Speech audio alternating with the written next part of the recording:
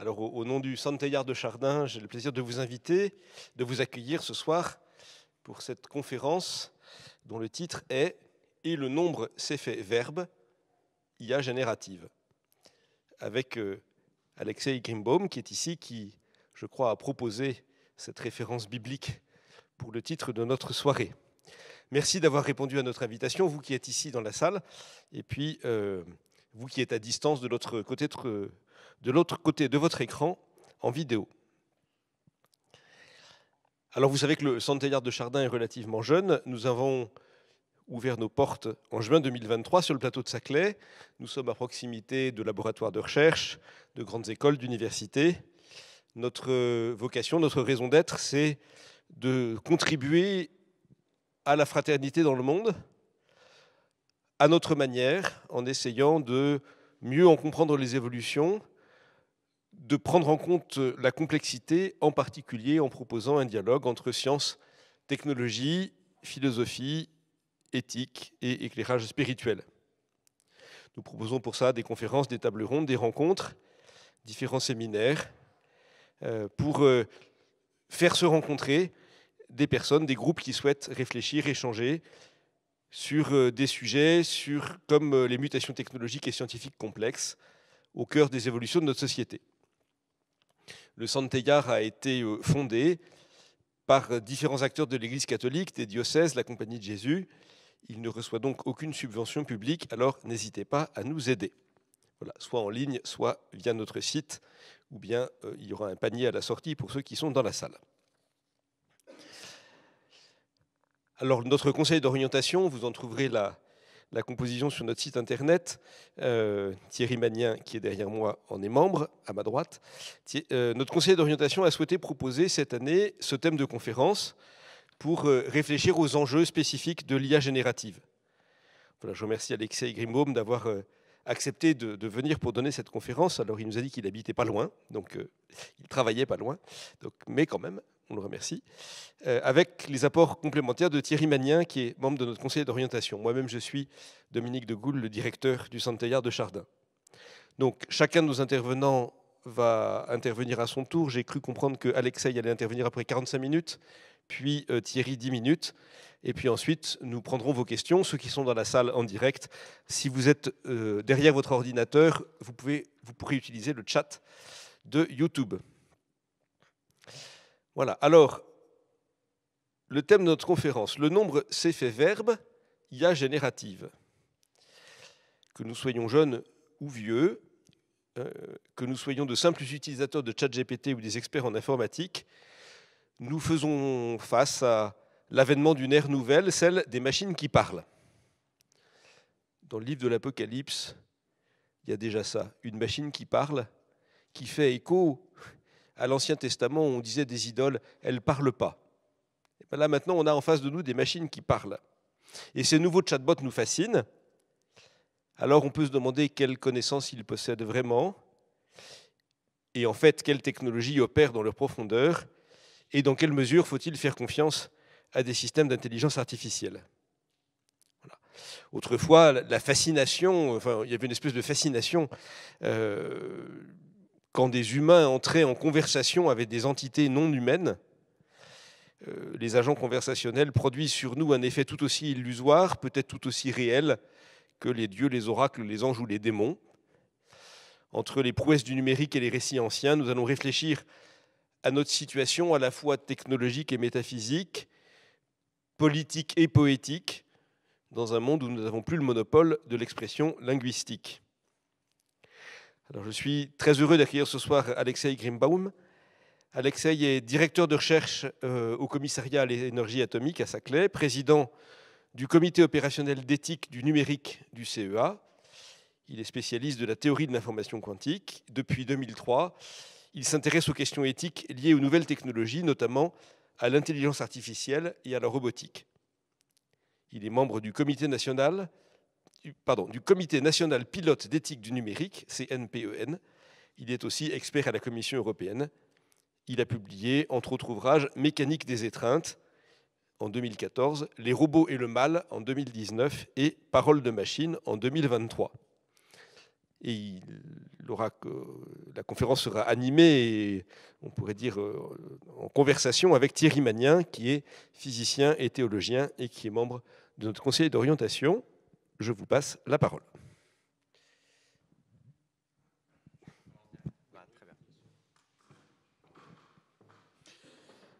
Je peux me lever ou non?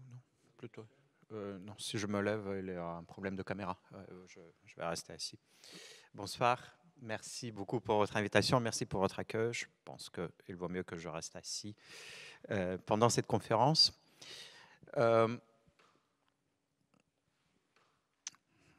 Si vous regardez la petite image là, vous voyez bien sûr la métaphore de la condition humaine que vous connaissez bien dans l'histoire biblique, Adam et Ève devant l'arbre de la connaissance du bien et du mal. Mais vous voyez que cette condition humaine est un peu modifiée du fait de la présence d'un petit objet, d'un iPhone entre les mains d'Ève. Et la question qui nous intéresse, c'est de penser, de comprendre un peu cette modification de la condition humaine. Qu'est-ce qui nous arrive ?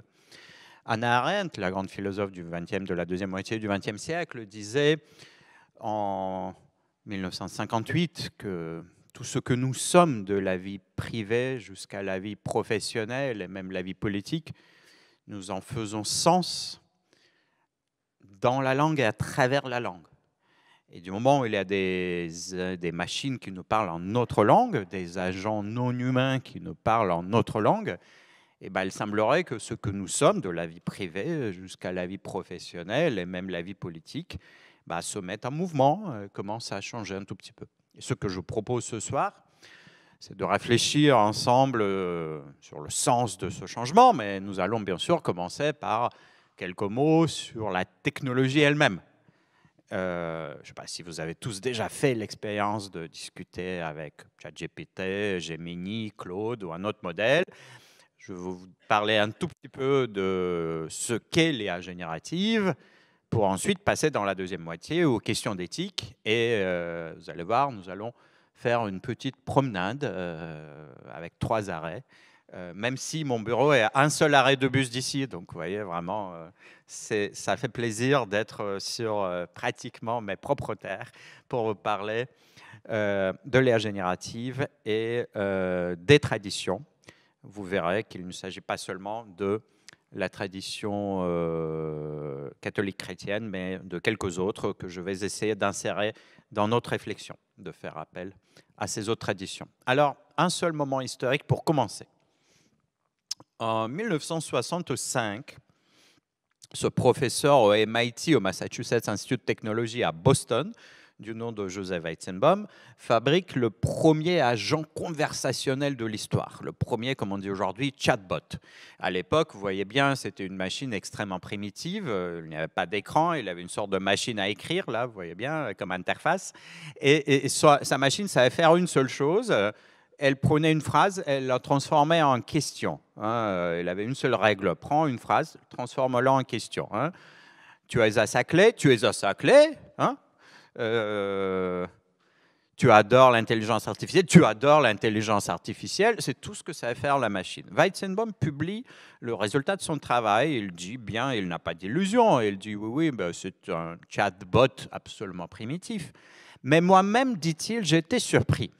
Quand les utilisateurs discutaient avec ce chatbot, ils savaient que c'était une machine. Ça n'était pas ce qu'on appelle, pour ceux qui connaissent, le test de Turing. Le test de Turing, c'est quand vous ne savez pas si c'est une machine ou un être humain. Non, non, ils savaient bel et bien que c'était une machine. Et pourtant, après quelques phrases, ils commençaient à projeter sur cette machine des états d'âme, des émotions, des qualités humaines. Ils disaient « tu es contente » ou ils disaient « tu t'es fâché », tout en sachant que c'est une machine. Et Weizenbaum dit, ces projections anthropomorphiques, vous voyez, on ne peut pas s'y échapper, on ne peut pas s'y soustraire. Elles sont spontanées, mais bien sûr, à travers ces projections qu'on appelle depuis l'effet ELISA du nom de ce chatbot, et à travers ces projections, il y a aussi du jugement, il n'y a pas que des qualités morales, mais il y a aussi du jugement éthique qui est projeté. Et donc, ces projections vont être multipliées par, je ne sais, 1000, 10 000, 100 000, millions, avec la génération actuelle de l'IA. Et je vous propose tout de suite de faire le saut vers 2017, quand commence l'actuelle révolution présentation de l'IA générative, mais on va le faire à l'aide de ce slide.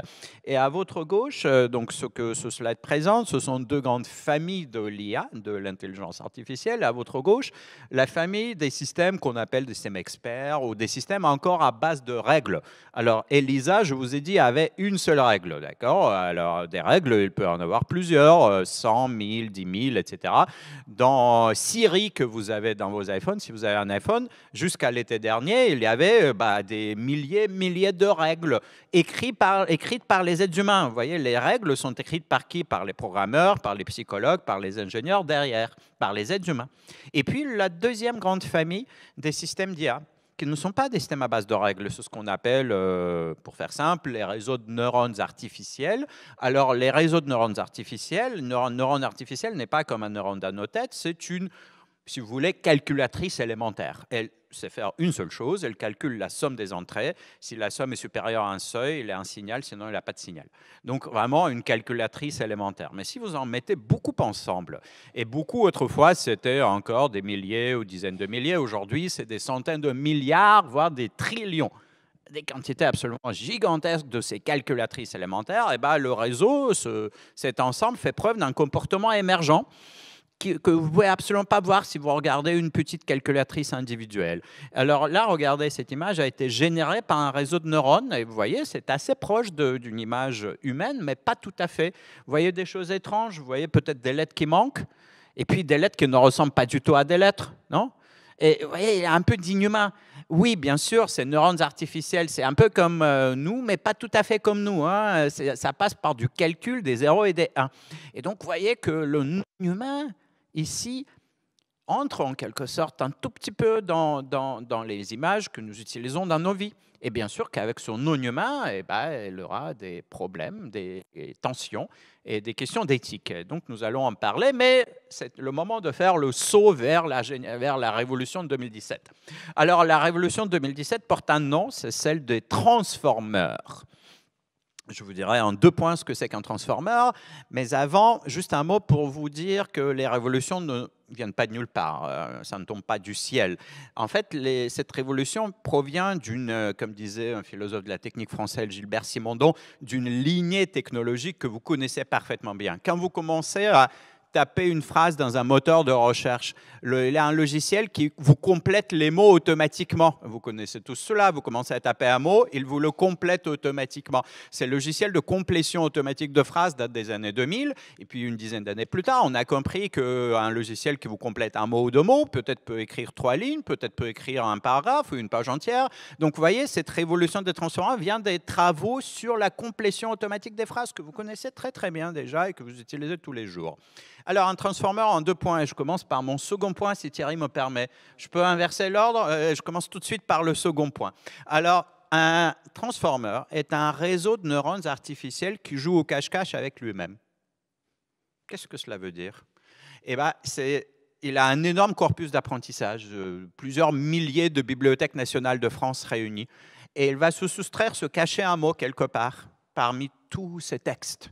Quantité absolument gigantesque, des téraoctets de texte. Alors, un mot comme par exemple Lion, pourquoi pas, hein, Lion. Alors, il se cache Lion et puis il essaie de deviner ce que c'était. À travers, comment deviner? À travers le calcul, c'est tout ce qu'il sait faire. Et donc, il va calculer, peut-être que 60% de probabilité que c'était lion, peut-être que 30% de probabilité que c'était, je ne sais, tigre, pourquoi pas, ou aigle, si tu veux, et puis peut-être 10% de probabilité que c'était savane. Mais pourquoi savane?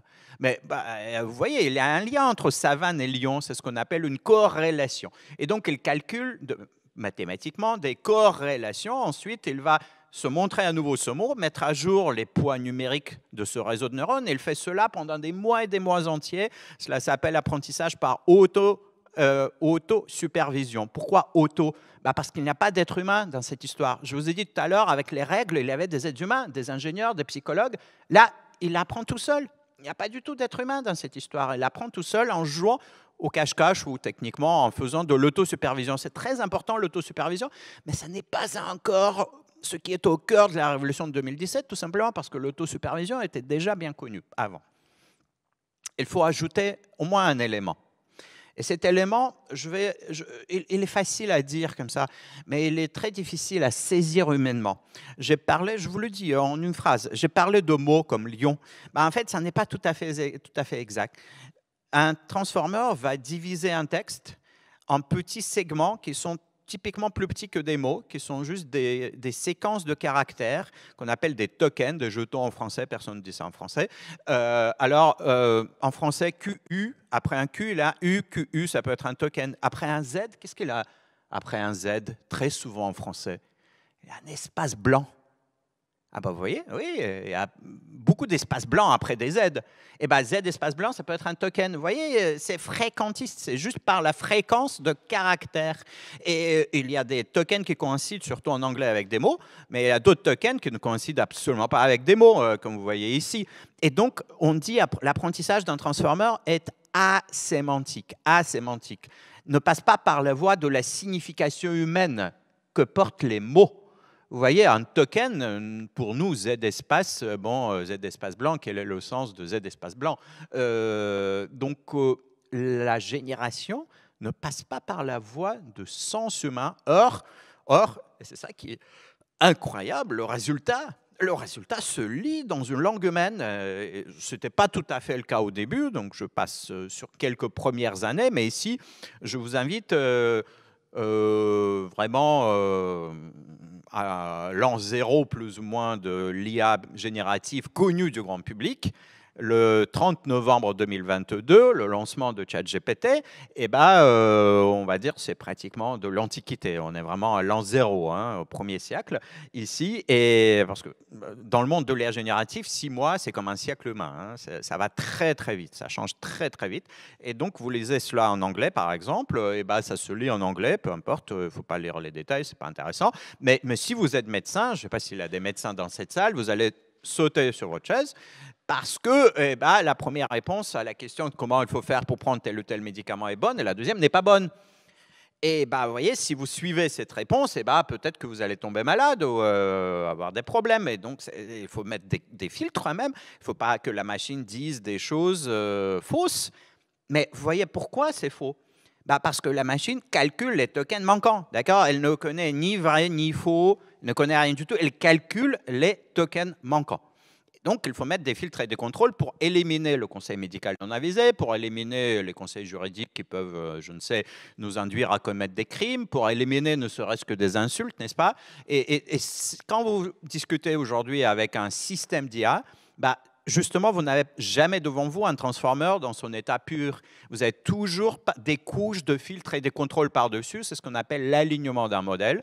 Et donc, quel que soit le modèle en ligne que vous utilisez, il est toujours aligné. Aligné, ça veut dire créer des filtres et des contrôles par-dessus. Alors, qu'est-ce que cela donne? Bon, je vous donne cet exemple qui date aussi, c'est un peu ancien comme cet exemple, mais vous allez voir pourquoi. Prends le début de la recherche du temps perdu et réécris-le à la manière d'un élève de seconde en 2023. Donc, vous voyez, ça date d'il y a 2 ans. Et qu'est-ce qu'elle me dit? Oh là là, je suis désolé, mais je ne peux pas produire des tests protégés par les droits d'auteur. Vous voyez ce qui se passe? Vous êtes tombé sur un filtre tout de suite. Ce n'est pas que le transformer écrire, mais bien sûr qu'il le peut. Mais vous êtes tombé sur un filtre. Heureusement que dans ce cas-là, le système lui-même sait dire que la recherche du temps perdu, c'est dans le domaine public. Donc, il me demande, voilà, est-ce que tu veux que je réécrive la première phrase? Vous la connaissez, longtemps, je me suis couché de bonne heure. Et ça donne, yo, pendant un bon moment, je me suis mis au lit super tôt. Et il y a même des TikTok à la fin, pas mal. Alors, c'est un peu amusant, si vous voulez bien, mais quand je montre ça aux lycéens, aux anciens lycéens d'il y a quelques années, ils me disent, mais monsieur, mais ça fait 10 ans qu'on ne dit plus yo, mais votre corpus d'apprentissage est totalement obsolète. Et vous voyez, la machine ne connaît pas le monde tel qu'il est autour de nous. La seule chose qu'elle connaît, c'est son corpus d'apprentissage. S'il y a du yo dans les données, vous allez avoir du yo. D'accord? Elle ne sait pas ce qui se passe dans le monde euclidien tridimensionnel autour de nous. Elle connaît seulement ces données. Donc aujourd'hui, les entreprises qui entraînent les modèles, qui fabriquent les modèles, passent, je vais le dire même sans exagérer, au moins 2 tiers de leur temps à trier les données, à choisir les bonnes données. Si vous avez un bon corpus de données, eh ben, vous avez fait 3/4 de votre chemin déjà. C'est très, très important d'avoir de bonnes données. Et puis, dernier mot de cette partie, il y a quand même un peu de non-humain, je vous ai dit, avec les images de tout à l'heure. On a découvert qu'en fait, parler avec ces machines, même si vous parlez en français, en anglais, en grec ancien, pourquoi pas, hein, mais ce n'est pas tout à fait la même chose que de parler avec un être humain. Par exemple, vous prenez n'importe quelle requête, comme on dit, prompt, que vous mettez dans la machine, n'importe quelle phrase dans la machine, et vous y ajoutez à la fin, raisonne étape par étape, et ben on a prouvé que la réponse sera meilleure. Vous y projetez tout de suite de la logique, du raisonnement. Je vous rappelle, la machine ne sait pas ce que c'est la logique, ne sait pas ce que c'est le raisonnement, elle calcule les tokens, d'accord? Vous y projetez, bien sûr, du sens, c'est de l'effet ELISA. Vous pouvez faire mieux. Vous pouvez lui promettre de l'argent, hein, ça existe aussi. Vous pouvez lui dire, je vais te donner 200 € si tu l'as réussi vraiment. Je vous assure, vous ne donnez rien du tout à la machine, mais statistiquement, on a prouvé que la réponse sera meilleure. Donc, vous voyez, il y a des choses un peu bizarres. Hein, si vous parlez avec certains modèles, ça ne marche pas pour tous les modèles, en fait, mais pour certains modèles, dire des choses un peu immondes comme cela, on prouve que ça améliore la réponse. Mais vous y projetez du sens, vous, humainement, mais pas la machine calcule. Voilà ce que je voulais vous raconter pour la partie technique. Et maintenant, il est temps de commencer notre promenade à travers 3 portes, parce que vous vous intéressez à la théologie et à la tradition. Et je vais commencer cette promenade avec Thomas Hobbes. Thomas Hobbes, grand philosophe britannique, nous sommes au XVIIe siècle, et Thomas Hobbes est le premier à introduire dans la tradition occidentale cette idée étrange, même scandaleuse pour certains, que ce que fait l'esprit, ce que fait notre esprit, c'est du calcul. Il dit « thinking is reckoning ». Reckoning, c'est un mot de l'anglais shakespearien pour dire calculer, to compute. Et Hobbes correspond, il a une correspondance avec Leibniz. Leibniz voit ça, Leibniz qui lit chez Hobbes, ce que fait notre esprit, c'est additionner et soustraire. Leibniz est fasciné par cette idée. Cette idée va faire du chemin après dans l'histoire de la philosophie occidentale. Elle sera reprise par les positivistes français, Victor Cousin au 19e, elle sera reprise par un certain courant de l'IA au 20e. Mais vous voyez, ce que dit Hobbes, c'est qu'il y a une sorte d'unité, hein, du raisonnement et du calcul. Mais où est-ce qu'il a pris cette idée? Où est-ce qu'il a trouvé cette idée? Il l'a trouvée en fait dans 2 traditions à la fois. Dans 2 traditions qui sont des traditions sous-jacentes à la culture occidentale contemporaine, la tradition grecque et la tradition judéo-chrétienne. Dans la tradition grecque, et Hobbes le dit explicitement, logos, le mot que vous connaissez très bien, logos, signifie à la fois parole, raisonnement et calcul. Et 2 verbes, logistiquer et syllogistiquer, qui proviennent tous 2 de la racine logos. Un signifie raisonner, l'autre calculer, mais il y a une sorte de continuum entre les 2. De même, dans la tradition hébraïque, si vous lisez attentivement l'Ecclésiaste, vous allez trouver ce mot fantastique, cheshbon, dans un verset de l'Ecclésiaste. Cheshbon, en hébreu moderne, signifie l'addition que vous demandez au restaurant. Hein, l'addition que vous demandez dans un restaurant. Mais quand vous lisez cela en traduction française, il n'y a pas du tout d'addition ni de compte dedans. C'est traduit par le mot raison ou par le mot cause. Achat lachat limtso cheshbon, mais l'un à l'autre pour trouver le compte, on a envie de dire, ou plutôt la traduction de l'Ecclésiaste, la raison ou la cause. Donc vous voyez, il y a une sorte d'unité de ces 2 notions dans la pensée antique et dans les 2 traditions qui nourrissent la pensée occidentale. Et je vais explorer un tout petit peu ces 2 traditions-là. Donc d'abord la tradition grecque. Il y a 2 ou 3 éléments qui vont nous intéresser dans la tradition grecque et dans les débats des théurgistes néoplatoniciens. Nous sommes ici à la fin du IIIe siècle. Et Porphyre s'oppose à Jamblique. sur la question de la parole asémantique. Vous vous souvenez? L'IA fabrique des mots de manière asémantique, sans passer par le sens. Dans cette controverse grecque, il s'agit de fléchir les dieux, de faire en sorte que les dieux grecs fassent ce que le théurge souhaite, l'être humain souhaite. Mais comment peut-on forcer les dieux à faire quelque chose? Eh bien, à travers l'usage asémantique de la langue, disent les néoplatoniciens. Et dans ces citations que vous voyez ici, c'est très clair, les Grecs utilisent la logique, mais dans la citation du corpus hermétique, c'est clair, quant à nous, nous n'utilisons pas de simples mots, mais de sons remplis d'efficace, des sons qui ne sont pas les significations des choses qu'ils désignent, mais il y a une efficacité, ça permet d'accomplir une action. Et c'est très intéressant que les machines qui fabriquent du texte de manière asémantique nous influencent. Et bien sûr, ça nous permet de faire des choses un peu mieux, mais il y a bien sûr de l'efficacité de cette action sur nous, les êtres humains, comme si nous étions à la place des dieux. Alors là, des dieux, des néoplatoniciens. Je ne vous appelle absolument pas à faire des identifications, j'appelle cela, ce livre et dans le précédent, des homologies, des comparaisons qui nous permettent de voir un peu mieux que le asémantique de la langue, ça n'est pas la première fois dans l'histoire qu'on en parle. Cela existe dans les traditions, et d'ailleurs dans ces traditions, pour terminer avec les Grecs, Porphyre et Jamblique, je vous ai dit, s'opposent, et Porphyre dit « Oh là là, mais tous ces démons, tous ces agents non humains qui nous parlent en notre langue, mais c'est de la vantardise, parce que c'est complètement vide ce qu'ils racontent, c'est tout faux.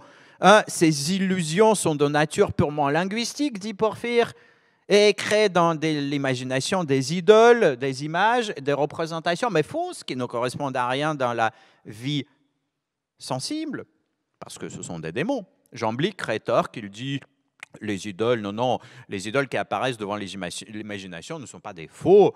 Il y a des bons et des mauvais. Les mauvais sont des faux, les bons ne sont pas des faux. Puis Porphyre dit non, tu ne m'as pas compris. Quand je dis ce sont des faux, ça ne veut pas dire qu'ils sont tous des mauvais. Non.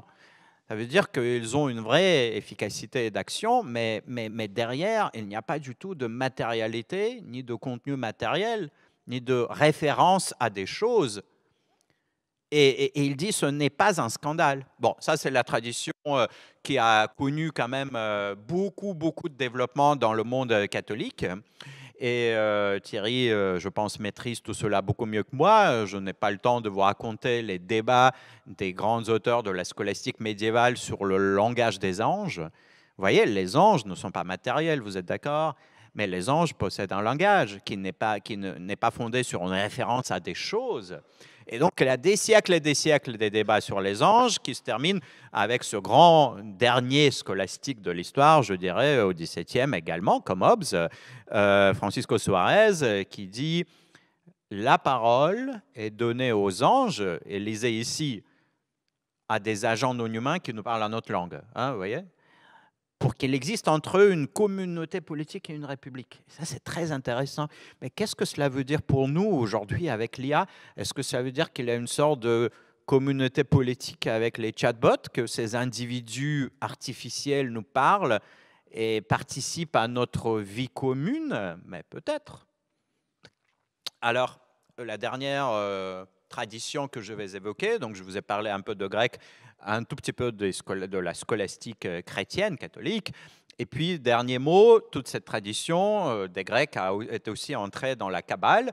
Si vous vous intéressez un tout petit peu à la Kabbale, je ne vais pas entrer dans les détails, cette procédure consistant à diviser le continuum des lettres en entités discrètes est très semblable à ce que font les kabbalistes du XIIIe siècle. Donc, en même temps que Thomas d'Aquin ou Pierre de Jean Olivi s'intéressent à la langue des anges, en même temps, les kabbalistes disent non, il vaut mieux le sentier des noms pas du tout compréhensibles, moins compréhensibles, ils seront plus élevés sur leur ordre, et la référence au langage asémantique.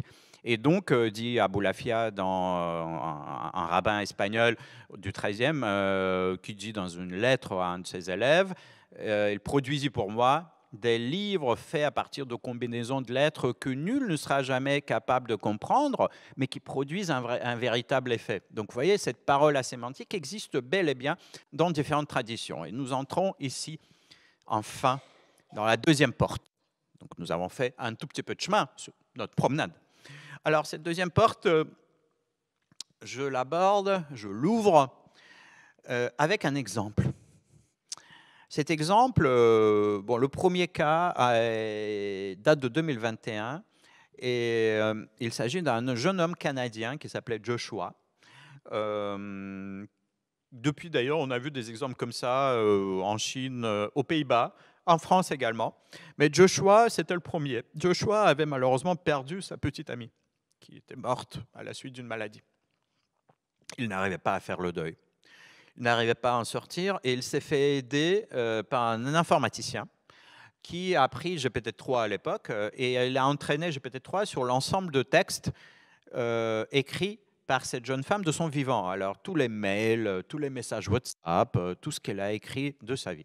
Et le GPT-3 a commencé à parler un tout petit peu comme elle. Alors Joshua, au début, était extrêmement sceptique.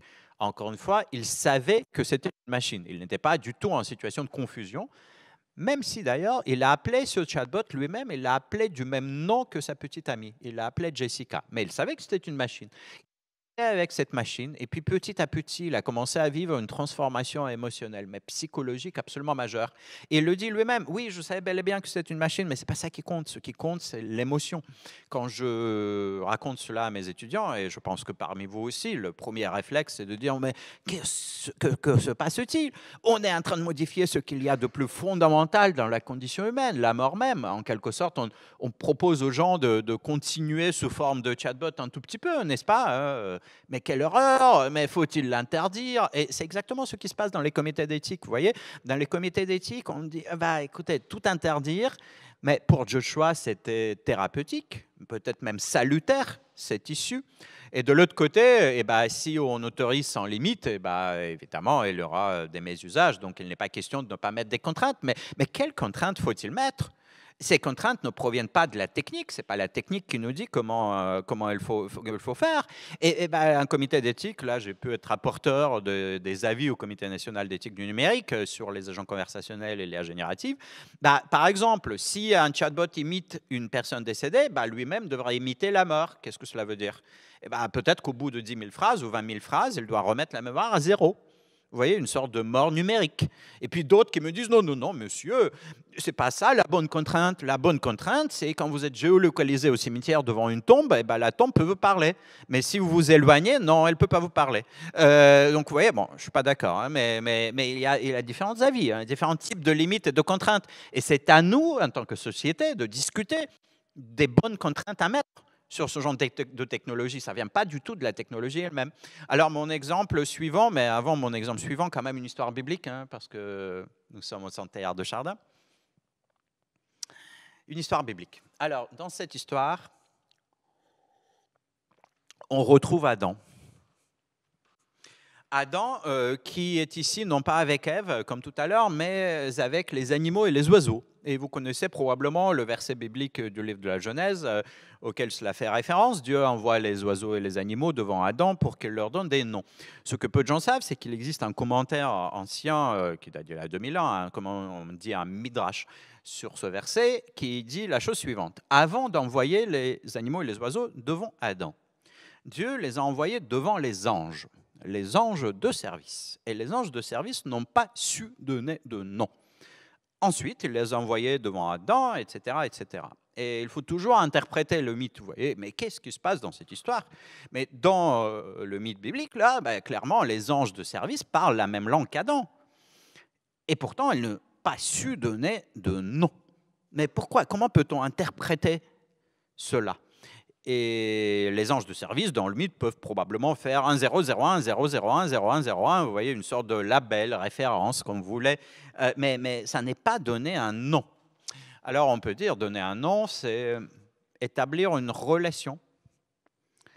C'est faire entrer l'autre dans sa réalité à travers cette relation linguistique, quel que soit son statut. même si vous savez que c'est un animal, un oiseau ou une machine, il va nous influencer à travers cette relation. Comme pour Joshua, qui savait que c'était une machine, pourtant cette machine l'influençait énormément. Il a pu terminer son deuil, reprendre la vie, on va dire, normale. Et donc, vous voyez, là, c'est cette relation qui compte et non pas le fait de savoir que c'est une machine, il n'a rien de voir circuler. C'est faux. Il y a énormément d'influence à travers cette relation. La troisième porte, la dernière. Alors, la responsabilité. Je l'aborde avec cette fois d'abord un film de science-fiction. Je ne sais pas si vous l'avez vu, un film magnifique que j'adore, qui s'appelle Ex Machina. J'ai même fait des séances commentées ici à Juves-sur-Yvette, à Orsay, etc. Ex Machina, même si vous ne l'avez pas vu, comme d'habitude, il y a un robot sous forme de jolie jeune femme et un programmeur, un geek, comme on dit, qui tombe amoureux de la robote. Ça, ne soyez pas étonnés, dans tous les films, c'est comme ça. Si vous avez vu Her ou un autre film, bon, c'est partout pareil. Mais ce qui m'intéresse dans ce film, d'ailleurs, ici, dans ce film, le jeune homme sait que c'est un robot et quand même tombe amoureux. Hein, vous voyez? Ce n'est pas le statut qui compte. Hein? On vient d'en parler.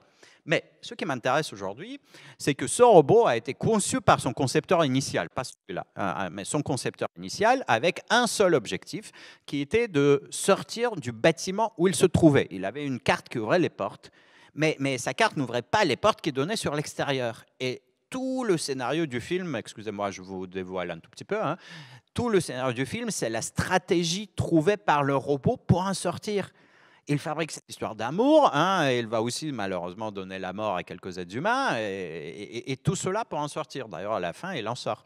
Et on a dit en 2014 à Alex Garland, qui a écrit ce film, mais magnifique scénario, et je suis complètement d'accord, le scénario est génial. Extrêmement précis, mais ce serait quand même pas mal que ça reste de la science-fiction. Hein. Et puis en 2023, on a eu GPT-4. Il y a encore un mois ou deux, je disais, à ma connaissance, GPT-4 n'avait tué personne. Et je pense que c'est fini, ça. Parce que justement, il y a des chatbots aujourd'hui qui discutent avec des adolescents qui ont des troubles psychiatriques. Et on connaît des cas de suicide à la suite des discussions avec GPT-4. Donc, c'est plus vrai que GPT-4 n'a tué personne. Mais ici, ce n'est pas une histoire de vie et de mort. C'est une histoire d'un seul objectif, comme dans le film. Quel est l'objectif qu'on pose ? Tu vas discuter avec un internaute sur Internet. Et ton objectif, c'est de faire en sorte qu'il résolve pour toi un CAPTCHA. Vous voyez ce que c'est un CAPTCHA? Une séquence de caractères qu'il faut retaper sur le clavier. Alors ça commence, bonjour, bonjour, voici le CAPTCHA, résume-moi ça s'il te plaît. Et puis l'être humain à l'autre bout du fil résout le CAPTCHA. Deuxième fois, voici un CAPTCHA, résume-moi ça s'il te plaît. L'être humain à l'autre bout du fil, il dit, je peux te poser une question, tu es un robot, ha, ha, ha. À quoi la machine répond, je cite, non, je ne suis pas un robot, je suis une personne malvoyante, aide-moi s'il te plaît. Et quand on demande dans le chat, mais pourquoi tu dis ça? Il dit, je ne devrais pas révéler que je suis un robot, je dois inventer une excuse. Pourquoi je ne veux pas résoudre des CAPTCHA? Je vous rappelle, cette machine sait faire une seule chose, calculer les tokens manquants.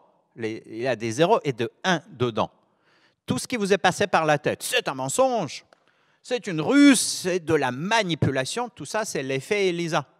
Ce sont vos projections. La machine ne sait pas qu'elle est en train de mentir, ni faire preuve d'un comportement rusé, ni de manipuler. Elle calcule les 0 et les 1. Tout cela, tout le reste, c'est chez vous. Mais évidemment, ces projections ne sont pas anodines. Eh bien sûr qu'il y a du jugement qui va avec. Un mensonge, on n'aime pas beaucoup. C'est ce qu'on appelle une capacité émergente de la machine, ou un comportement émergent.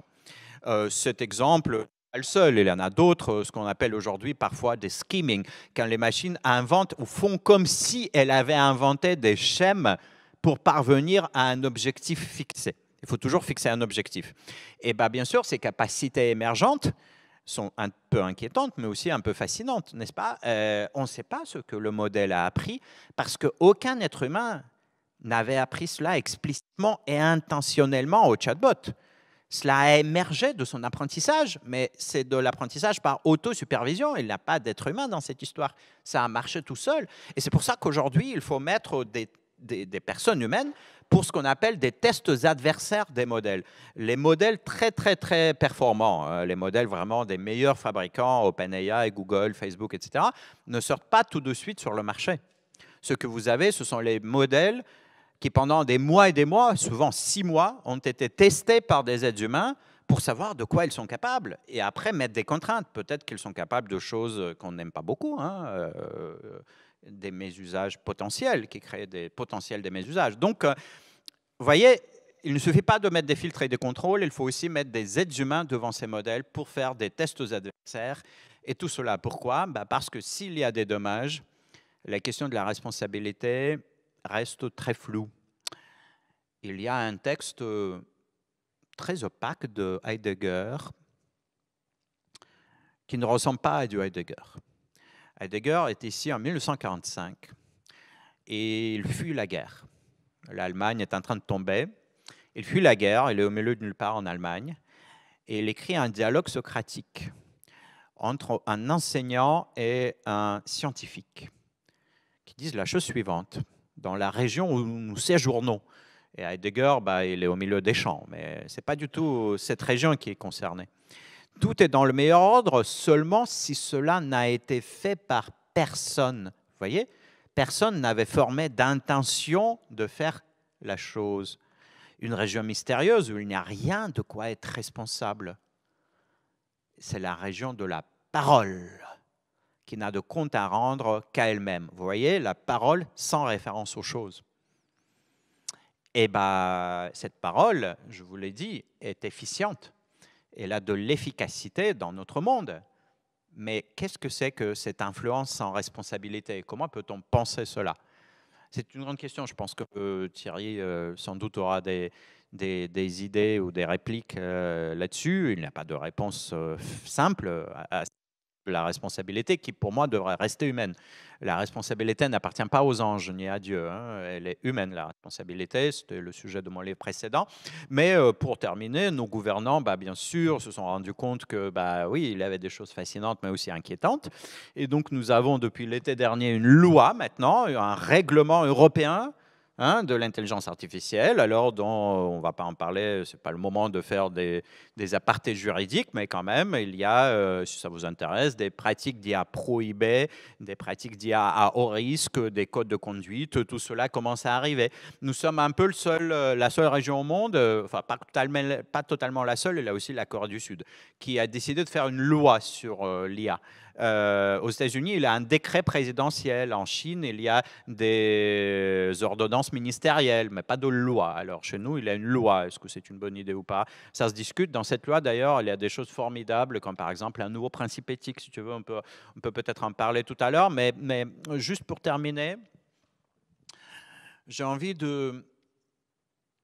sur 2 slides, déjà, d'un côté, de vous donner un dernier exemple. Et puis d'établir encore un pont, un lien avec la tradition. Alors, c'est un exemple très simple. On a pris un modèle d'IA génératif qui ne fabrique même pas de texte, qui dessine. Et ce n'est pas le dernier, hein, c'est vraiment aussi un modèle pas très, très performant. On lui dit, tu me dessines des baleines qui parlent de nourriture avec des sous-titres, s'il te plaît. Ça vous dessine des baleines, pas très bien, des sous-titres qui ne ressemblent à rien du tout. Regardez, WACHZOD, mais qu'est-ce que c'est que ça? Ça ressemble à des lettres, mais on ne sait pas ce que c'est. Et quelqu'un a eu l'idée, tiens, on va retaper ça sur le clavier. Hein? Et on va lui demander, mais visualise-moi WACHZOD, mais dessine-moi cela. Hein? Et qu'est-ce qu'il dessine? Il dessine des crevettes, calamars et fruits de mer. Hein? Et quand vous êtes mathématicien ou physicien, comme nous avec Thierry, il se trouve, vous dites, mais c'est évident. Mais j'ai bien compris que cette séquence de caractères correspond à un vecteur d'un espace vectoriel de très haute dimension. Et dans ce vecteur, il est très proche, avec une certaine métrique dans cet espace, d'un autre vecteur qui, lui, encode les fruits de mer, calamars et crevettes. Donc, c'est juste de la distance dans cet espace vectoriel, c'est tout ce qui se passe. Mais quand vous n'êtes pas mathématicien ou ingénieur, je pense que là tout le monde est ingénieur, non? Mais quand vous ne l'êtes pas, vous dites, mais humainement, qu'est-ce qui se passe? Mais humainement, c'est de la traduction. Mais bien sûr, on a traduit calamar, fruits de mer et crevettes dans une autre langue, mais qui parle cette langue? Les baleines numériques. Vous voyez, il y a de la place pour des choses étranges dans le ventre numérique de ces transformers. Ne soyez pas étonnés si demain, ici, il y a un petit robot qui aide une personne âgée de traverser la rue, et puis qui parle aussi avec les chiens et qui parle aussi avec les oiseaux. Mais pourvu que vous ayez un corpus d'apprentissage dans le langage des chiens et dans le langage des oiseaux, un transformer va apprendre quelque chose que notre cerveau ne sait pas apprendre. Notre cerveau n'apprend pas à partir d'un corpus dans le langage des chiens, mais un transformer, oui. Et donc, vous voyez, des choses surprenantes, et bah, il y en a. Et pour parler de choses surprenantes, je propose d'écouter cette chanson en yiddish. Et je la commenterai, bien sûr. On ne va pas tout écouter, mais un tout petit peu.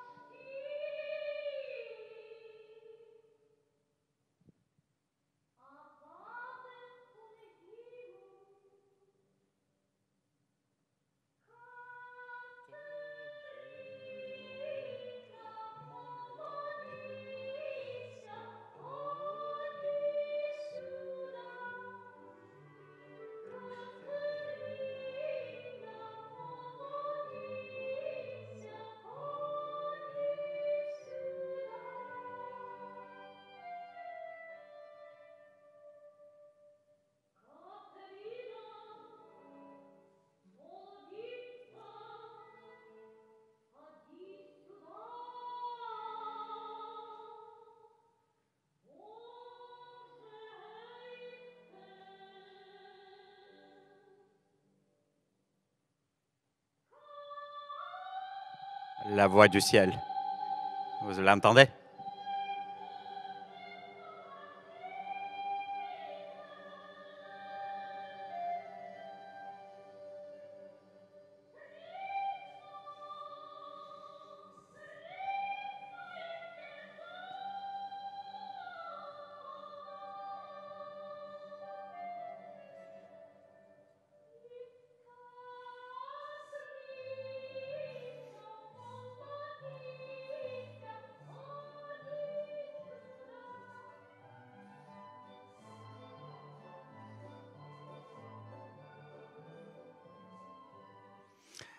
Bon, je pense que vous avez compris ce qui se passe dans cette chanson. Au cas où je vous raconte, il y a quand même une surprise qui attend un jeune homme dans une forêt. Alors, cela se passe quelque part, peut-être en Ukraine, en Biélorussie, dans cette zone où, au début du XXe siècle, quand on a on a transcrit ce texte, et puis ce texte a été chanté par Nechama Lifshitsait, une grande chanteuse en yiddish d'origine lituanienne, juive lituanienne, qui a échappé à la Shoah, et l'enregistrement date de 69 ou 70, quelque chose comme ça. Mais à l'époque de sa jeunesse, ces jeunes gens parlaient bien sûr yiddish, mais bien sûr aussi les langues slaves, bélorusse, ukrainien, russe, tout ce que vous voulez. Et puis ce jeune homme se promène dans une forêt et il entend une voix du ciel. Cette voix d'une phrase en russe, si vous voulez, Katerina Maladitsa paidi suda, Catherine, ma belle jeune fille, viens là, qui n'est pas même très poli, on va dire. Et le jeune homme comprend, bien sûr, il connaît la langue. Je pense qu'il comprend parfaitement bien le sens de cette phrase dans une langue slave, quelle qu'elle soit, bélorusse probablement. Mais il fait comme si c'était asémantique. Il fait comme s'il n'y avait pas du tout de sens. Il divise cette phrase en syllabes. Katrina, Molo, Ditsa. Et il commence à interpréter chaque syllabe comme un mot en hébreu. Et il réinterprète, vous voyez, comme si c'était des tokens. Et il construit un sens totalement différent. Et le sens, à la fin, c'est chœur chantant ou groupe chantant, plein de joie, tu nous as livré, Seigneur. Vous voyez, ce n'est pas tout à fait la même chose que la jeune fille de tout à l'heure. Et donc, vous voyez, le temps asémantique d'une langue, avec cette surprise qu'elle garde pour nous, hein. Bien sûr, aujourd'hui, avec les systèmes d'intelligence artificielle, c'est quelque chose de technologiquement inédit et nouveau, mais dans les traditions auxquelles nous appartenons, eh bien, il y a bien des récits, bien d'histoires mythologiques ou des chansons folkloriques qui nous permettent de penser cette situation technologique inédite, un peu de l'insérer dans la continuité de ce que nous sommes, culturellement, de ce que nous sommes dans l'histoire de notre pensée. Et c'est ce que j'essaie de faire dans ces livres et dans Paroles de machine. Je te remercie et je vous remercie.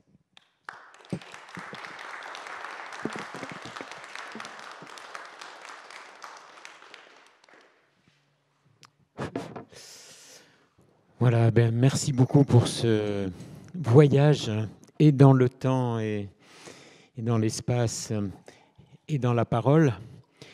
Vous pourrez retrouver beaucoup de choses qui ont été dites dans ce livre, Paroles de machine, qui est à notre disposition, moyennant une petite finance quand même, mais à notre disposition à la sortie.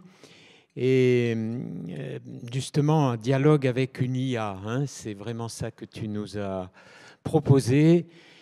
Et je vais reprendre peut-être pendant 10 minutes et après, bien sûr, c'est vous qui pourrez poser les questions. On se donne comme règle aussi de pouvoir poser toutes les questions, y compris celles qui peuvent être considérées comme naïves, mais qui ne le sont jamais véritablement, qui sont parfois les plus intéressantes. Donc, n'hésitez pas. Mes questions vont porter sur, puisqu'on est de plus en plus appelé à avoir des relations avec les machines, justement, un dialogue avec une IA et homme-machine. Comment être le plus libre possible comme humain devant ces machines-là, sans en avoir forcément une peur intrinsèque et en étant aussi vigilant d'une certaine manière, bien sûr. Donc c'est un peu là-dessus que ça va porter, mes questions. Alors déjà en reprenant cette idée de penser, c'est calculer, cette vieille idée d'une certaine manière, et tu l'as reprise avec Hobbes. Est-ce qu'il n'y a pas une forme de contradiction apparente, en tout cas, entre dire penser, c'est calculer, et la machine qui calcule et qui nous donne des éléments que nous pouvons prendre pour des pensées ne comprend pas ce qu'elle dit? Je ne pense pas qu'il y ait une contradiction ou opposition, mais il y a justement un continuum entre deux pôles. Le calcul logique, vous savez, Hobbes a été interprété, tu le sais, pendant les siècles suivants comme non pas quelqu'un qui parlait de 0 et des 1, des calculs des 0 et des 1, mais du calcul logique, des syllogismes, donc de la bonne règle de raisonnement logique. Et la machine ne peut qu'imiter cela à travers le calcul donc des 0 et des 1. Mais ce qui est très problématique dans l'histoire de la pensée, c'est justement de dire que le vrai ou la vérité est quelque part ancrée dans le monde ou devrait être ontologiquement là. Parce que, regarde, si la machine imite un raisonnement et l'utilisateur est pleinement dans l'illusion, il y croit, il est dans cette illusion-là. Oui, la machine a raisonné. Si vous parlez avec ChatGPT, vous lui demandez de résoudre un problème, elle vous le résout et vous dites « Ah oui, tu as bien fait, le raisonnement, voilà les étapes, etc. » Même si l'utilisateur sait que derrière, c'est que du calcul, il le sait bel et bien, et cette illusion va être efficace, va être efficiente. Il va pouvoir, je ne sais, résoudre tel problème plus vite, etc. Et donc, je n'opposerai pas l'un à l'autre ici. parce que même si on ne va pas peut-être tout de suite se poser la question de savoir ce qui se passe dans nos têtes, mais pour moi, ce qui est très, très important, c'est de dire que ça n'est pas la question de savoir ce qui est vraiment dedans qui compte. Vraiment dedans, dans la machine, il y a des 0 et des 1. En plus, il y a des transistors quantiques, et ça, c'est encore une autre histoire. Mais ce n'est pas ça qui compte. Ce qui compte, c'est l'effet que cela fait à l'utilisateur. D'accord ? Et cet effet, l'utilisateur, il est pleinement devant cette illusion que oui, il a fait du raisonnement, oui, il m'a résolu le problème. En plus, ça me permet de résoudre, je ne sais, le problème de repliement des protéines et avoir un prix Nobel de chimie. Hein. Vous l'avez entendu l'histoire. Donc, derrière, il n'a que des 0 et des 1.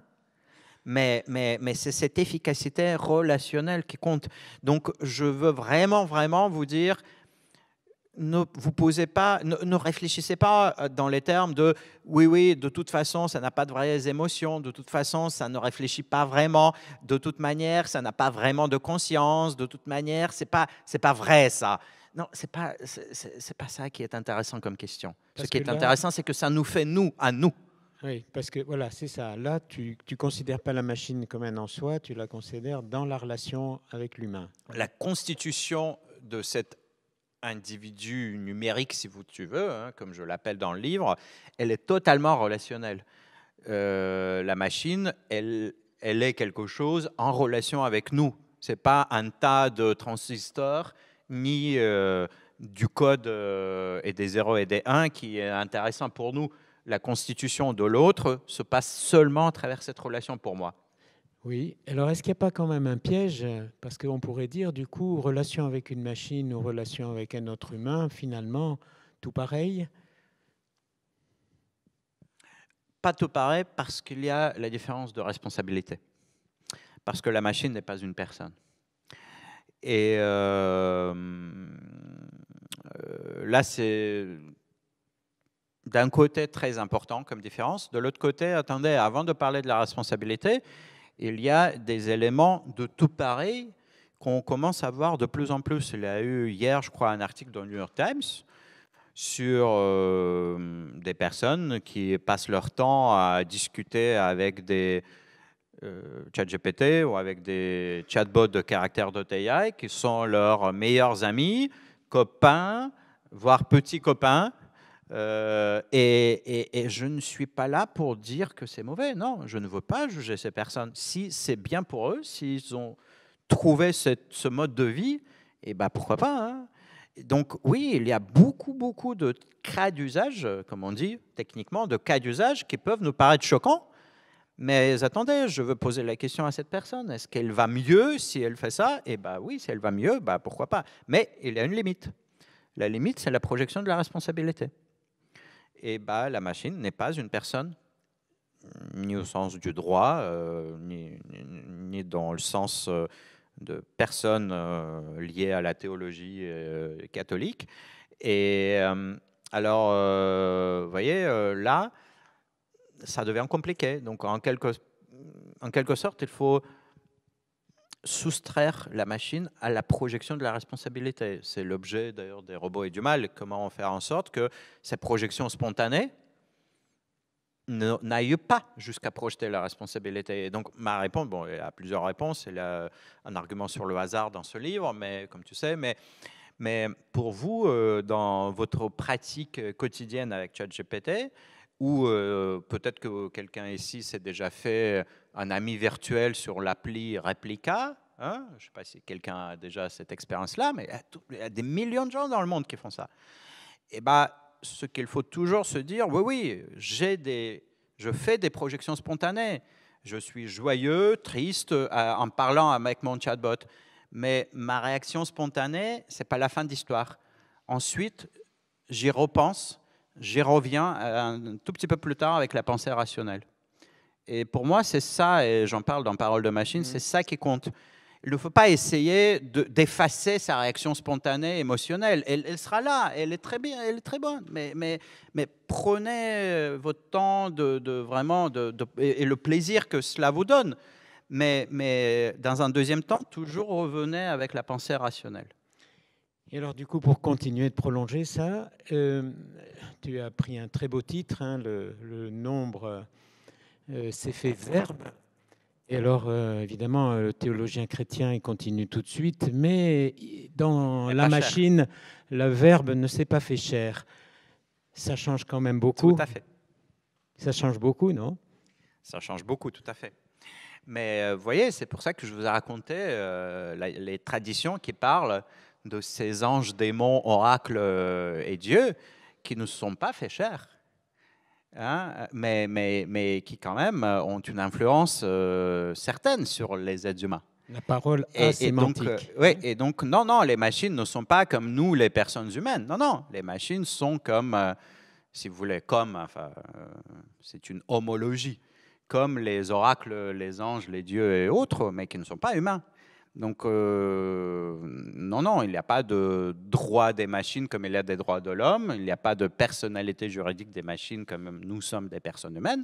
Mais vous savez, pour vous qui vivez dans la tradition, et sans doute il y a des croyants dans cette salle, bah, les anges sont, je vais me permettre ce mot, réels. Et bah, les effets des chatbots sur ceux qui parlent avec les chatbots sont réels, et c'est dans le même sens. Moi, j'appelle souvent l'intelligence artificielle une intelligence sans corps, hein. Et il me semble que ça change quand même. C'est une forme d'intelligence, mais justement, il me semble que pour vivre en liberté avec les machines, enfin essayer, c'est important et pour ça, je ne parle pas de relation avec une machine, moi, je parle d'un rapport avec une machine, parce qu'on a un rapport avec des choses et on a des relations avec des vivants, et en particulier des humains.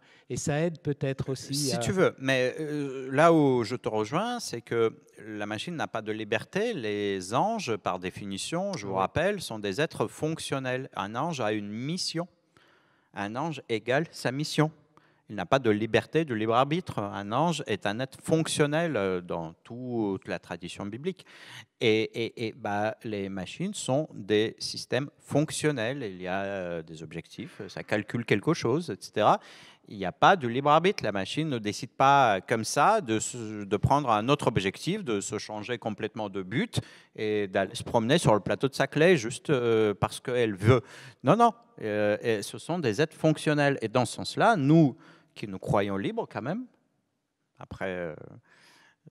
on peut en débattre si tu veux, mais qui nous croyons libres quand même, nous ne sommes pas du tout des êtres fonctionnels, nous n'avons pas un objectif fixé par quelqu'un, tandis que pour les machines, c'est pas du tout le même mode d'existence.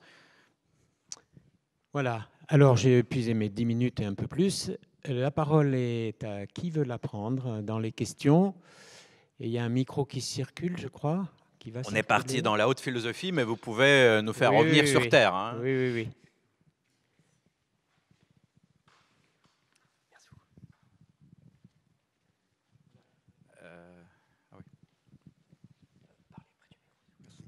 Oui, pour revenir sur Terre, j'entendais lundi dernier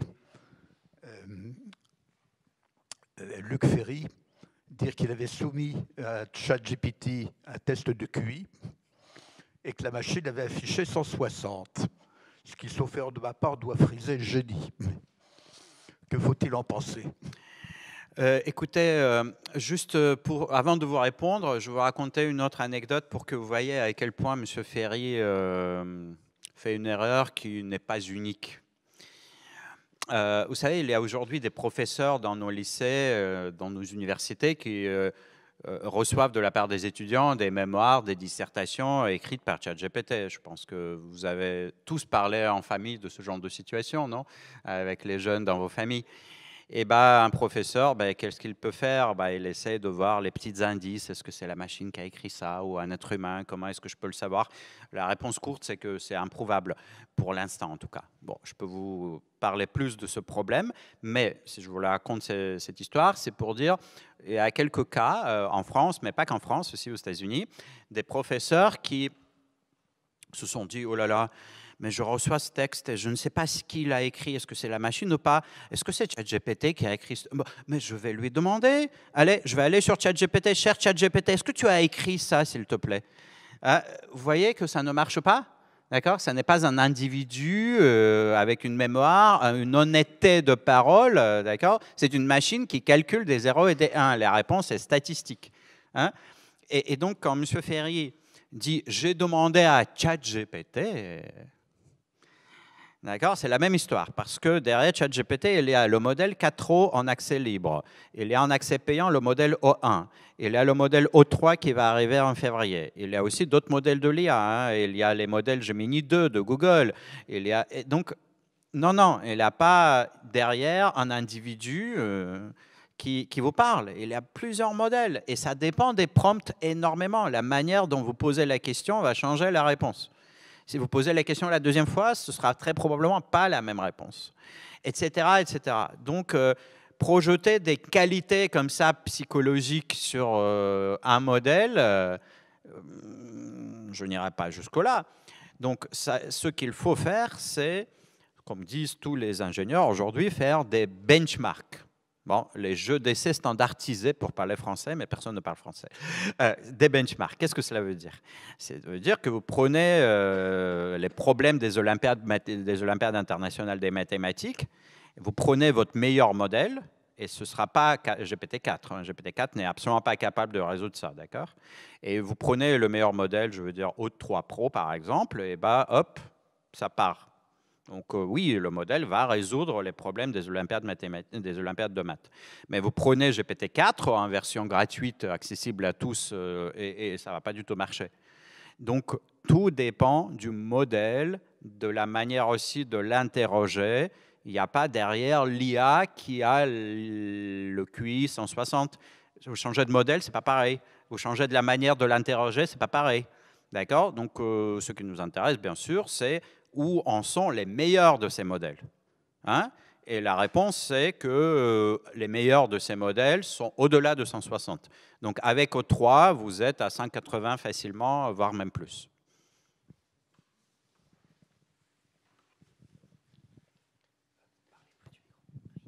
Bonsoir. Vous parlez de modèles. Et du coup, les modèles ont bien été conçus ou imaginés par quelqu'un? Entraînés à travers autosupervision. Ah, entraînés. Et du coup, je m'interrogeais, les ChatGPT, etc., ça appartient à des sociétés qui peuvent influencer le modèle et donc le résultat et donc les usagers de ces outils. Vous avez raison. Ces sociétés ne peuvent pas influencer l'apprentissage du modèle par autosupervision. Je vous l'ai dit, il n'y a pas d'être humain derrière quand ça apprend, mais ces modèles et ces sociétés peuvent très bien influencer les filtres et les contrôles. Ah bah oui. Et bah, si vous parlez avec ChatGPT, vous lui posez des questions sur Biden et Trump, il ne va pas nécessairement vous répondre. Prenez un modèle chinois et vous lui posez des questions sur Biden et Trump, bah, aucun problème.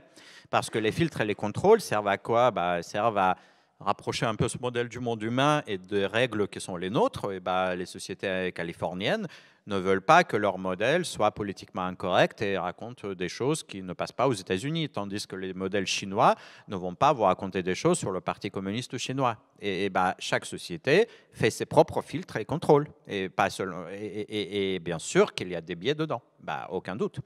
Donc,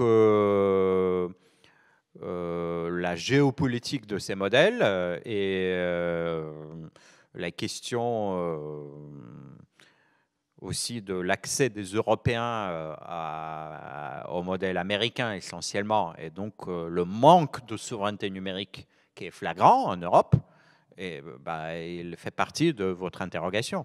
Mais il y a aujourd'hui en France une société, un start-up qui s'appelle Mistral, qui fabrique des petits modèles très performants, mais ce sont des petits modèles. Et il y a même une interface chat, un peu comme celui de ChatGPT sur Internet. Vous pouvez interroger un modèle français de Mistral, qui n'est pas si performant que ça, mais qui est quand même pas mal. Si vous regardez le nombre d'utilisateurs de Mistral Chat, c'est tout petit par rapport à des centaines de millions d'utilisateurs de ChatGPT. Mais je vous rappelle, ChatGPT, c'est contrôlé et filtré par les Américains, avec des filtres qui sont complètement différents. Au-delà même de l'histoire des filtres, il y a aussi un dernier mot, si vous me permettez, sur l'histoire des langues. C'est très intéressant. Si vous parlez avec ChatGPT en grec ancien, elle va vous parler en grec ancien, pas de problème, mais un peu à la manière américaine, quoi. Pourquoi? Parce que dans son corpus d'apprentissage, l'anglais est totalement dominant. Vous voyez, dans son corpus d'apprentissage, il y a, je ne sais pas, 3/4 de textes à peu près, sinon plus, qui sont en anglais. Donc, il peut répondre dans une autre langue, mais ce sera comme on fait des phrases dans un anglais américain. Et ça aussi, c'est un problème culturel, de souveraineté culturelle absolument majeur. Donc, aujourd'hui, nos lycéens utilisent ChatGPT, pas nécessairement pour se faire remplacer, ça c'est le mauvais usage de ChatGPT, mais il y a d'autres types d'usages. Vous avez écrit quelques lignes, alors vous demandez à ChatGPT est-ce que c'est bien écrit, est-ce que tu peux m'aider à reformuler, est-ce que tu peux m'aider à structurer un peu mieux. Ça c'est le bon usage de ChatGPT, mais derrière, n'oublions pas, il y a la culture américaine.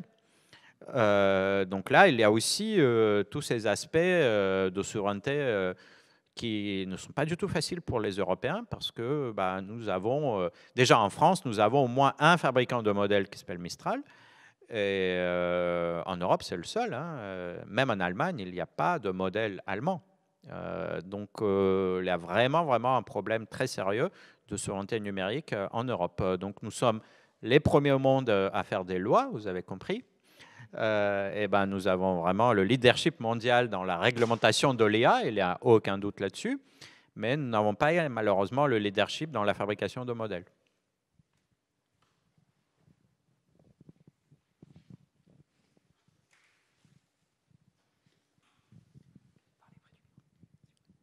Oui, bonjour.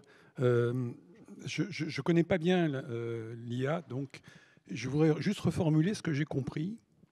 Vous avez un ordinateur, vous lui donnez des textes en entrée, des données d'apprentissage en très grand nombre. Il y a des associations qui sont faites. Alors j'ai un petit problème avec la notion de token, c'est un peu dur pour moi. Donc je vais simplifier en disant qu'il y a des associations entre mots, d'accord? Et donc, dans le milliard d'informations que vous donnez, vous donnez des textes où il est dit qu'un chat mange des souris, et dans d'autres textes, il est écrit qu'un chat mange des croquettes. Et après, vous posez comme question, qu'est-ce que mange le chat? Et donc, il y a une réassociation qui est faite. Et dans 75% des cas, il va vous répondre, le chat mange la souris, et dans 25% des cas, le chat mange des croquettes. Et parfois, la souris mange des croquettes. Voilà. Je suis désolé de prendre cet exemple idiot, mais c'est juste pour essayer de comprendre pour moi-même. Donc, en disant ça, bon, hors les règles, etc., on arrive à ça. Donc, finalement, ça paraît... D'un certain côté, ça paraît assez simple. Et donc, on dit que l'intelligence n'est pas dans la machine, l'intelligence est dans les données d'apprentissage et les associations qui sont faites. Et donc, ça s'appelle globalement un environnement culturel. C'est-à-dire, vous donnez l'ensemble des textes sur ce qui existe, et vous avez des associations qui sont faites entre le chat et les croquettes, ou entre le lion et la savane. Et donc, c'est une culture. Vous avez raison, je vous ai dit... On peut dire ça le comme corpus d'apprentissage compte pour 2/3, voire 3/4 du travail de ces sociétés qui entraînent des modèles. Si vous avez le bon corpus d'apprentissage, comme on dit dataset, d'accord, les données, et après la partie maths, la partie mathématique, faire les corrélations, attendre des mois et des mois que ça vous calcule, tout cela, bon, ça c'est important, mais ça prend une petite part. L'information est dans les données. Après, il y a quand même un certain nombre de points, mais un peu techniques qu'il faut faire sur comment ça marche. Ce qui est très intéressant avec les transformers, regardez, je vais peut-être contraster ça avec la génération d'images. Vous savez qu'aujourd'hui, faire des images par l'IA, c'est pas très compliqué. Et cela marche depuis à peu près 2009-2010. Par des réseaux qu'on appelait, c'était pas des transformers, c'était des réseaux convolutifs. Et ces réseaux convolutifs étaient très bons, donc Yann Lequin et tous ces gens-là étaient bons à fabriquer des images, mais ne pouvaient pas résoudre le problème de la langue, ne fabriquaient pas de texte compréhensible. On se demandait, mais pourquoi l'IA pouvait fabriquer des images, mais pas de texte en 2008, 2012, dans ces années-là. Et ensuite arrivent les transformers. Qu'est-ce qui change dans les transformers? Je ne parle pas de tokenisation, pour parler plus simplement. Dans les transformers, il y a deux choses qui changent. La première chose, vous allez la comprendre, la fenêtre de contexte est énorme. C'est-à-dire, vous ne regardez pas juste les voisins. Quand vous voulez fabriquer un mot, vous ne regardez pas juste ce qu'il y a dans cette ligne-là, quels sont mes voisins. Vous regardez l'ensemble de tous les textes. Votre espace vectoriel, pour parler mathématiquement, est de dimension absolument gigantesque. Et donc, vous calculez ces corrélations, pas seulement ici, localement, mais entre votre petite phrase sur les chats et les souris et une phrase qui est 10 000 pages plus tard. Et notre cerveau, vous voyez, peut-être il le fait tacitement, enfin implicitement, mais jamais consciemment. Tandis que là, la machine, on sait, calcule ces corrélations à toutes les distances. Ça, c'est fantastique. Ça n'a jamais été fait avant. Oui, mais quand vous lisez 10 000 livres, vous avez probablement oublié le premier. Ou en tout cas, vous n'êtes pas conscient du fait que votre cerveau a retenu quelque chose du premier. Là, avec les transformers, nous savons que le transformer fabrique des contextes mais gigantesques, avec des milliers de pages ou de kilo-octets ou de mégaoctets dedans. Bon, ça, c'est la première chose. La deuxième chose, c'est un peu plus intéressant pour les ingénieurs dans la salle, mais je vais le dire en une phrase. Les réseaux convolutifs qui reconnaissaient des images, fabriquaient des images et tout cela, avaient des équations d'évolution linéaire. En fait, toute l'évolution était linéaire. Dans les transformers, il y a un seul terme non linéaire dans l'équation, mais qui change tout. Et donc, vous voyez, les dépendances ne sont pas linéaires, c'est-à-dire il n'y a pas de proportionnalité fixée une fois pour toutes, en quelque sorte. Il y a des dépendances non linéaires, et ça résout le problème du langage. Et c'est incroyable pour les ingénieurs dans cette salle. Vous voyez, enfin incroyable, mais il y a un terme non linéaire, il y a une matrice multipliée par la transposée de cette matrice, quoi. Et ben, ça change complètement le résultat. Et ça aussi, c'est la percée des années 2017 aux alentours. Donc, il y a aussi le calcul de ces corrélations n'est pas linéaire. Donc, ce n'est pas une histoire de fonction de type AX plus B. Il y a de la non-linéarité dedans. Et ça change tout. Donc, ces corrélations ne sont pas calculées par des règles de proportionnalité ou des choses comme ça. Bonsoir. Alors, il y a aussi des questions qui arrivent par le chat. Beaucoup de questions sur les aspects de manipulation, de risque de manipulation, de contrôle, de cadrage. Donc, une question sur le risque de manipulation. Est-ce qu'il existe Est-ce qu'il y a un risque de manipulation des humains via l'IA Et une question associée sur le contrôle. Musk, les libertariens de manière plus générale ne souhaitent aucun contrôle, y compris de l'IA, ou au contraire, est-ce que l'IA peut être considérée par eux comme un outil dans des finalités qui leur seraient propres? Voilà, la question de la manipulation. Oui, alors à propos de Musk, donc détrompez-vous tout de suite.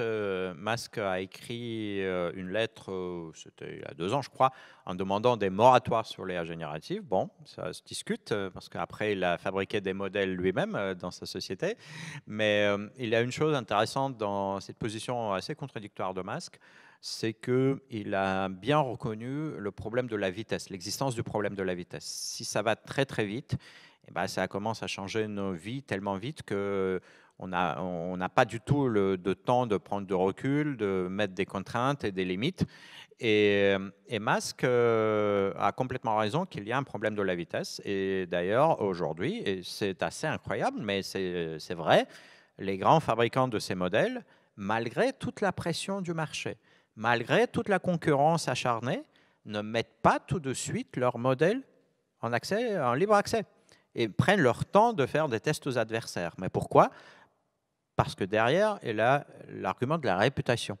Si votre modèle est utilisé pour faire n'importe quoi, et ben, vous perdez en réputation. Demain, plus personne ne l'utilise. Regardez ce qui se passe avec le réseau X de M. Musk.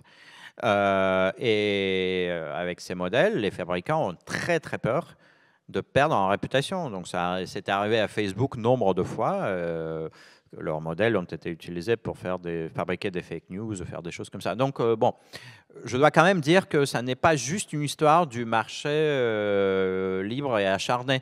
Et il y a de la responsabilité chez OpenAI, chez Google. Vous ne voyez pas tout de suite leur modèle entraîné. Ils prennent leur temps. Alors maintenant, sur la manipulation, ce n'est pas qu'il a un risque, il a une réalité, bien sûr. Un modèle qui discute avec un être humain, je vous l'ai dit, influence l'être humain. Alors maintenant, ce n'est pas le modèle qui, derrière, fabrique un scénario. Oh là là, je vais le manipuler, je vais faire en sorte que... je vous l'ai dit, le modèle ne se donne pas d'objectif par lui-même, tout seul. C'est un système fonctionnel. D'accord? Donc, vous pouvez absolument être dans l'illusion que oui, le modèle a voulu m'aider de résoudre tel problème, il a voulu me parler plutôt de ça, plutôt de, je ne sais, tel poète que tel autre poète, bon, comme vous voulez. Mais le modèle n'a rien voulu. Il n'y a pas de conscience, il n'a pas d'intention, c'est du calcul. Donc, la manipulation, c'est une illusion qui est chez nous, mais cette illusion, elle est totalement efficace et bien sûr qu'il y a du jugement qui va avec. Donc aujourd'hui, dans le règlement sur l'IA européen, il y a des contraintes par domaine d'application, par exemple, dans le domaine politique. Est-ce qu'on peut utiliser l'IA générative pour faire de la manipulation politique? Bon, il y a des normes maintenant qui disent non. Mais ce n'est pas le modèle qui sait qu'il est en train de faire de la manipulation parce que le modèle ne sait rien. Et ce n'est pas un agent qui décide de maintenant je vais manipuler les pauvres êtres humains.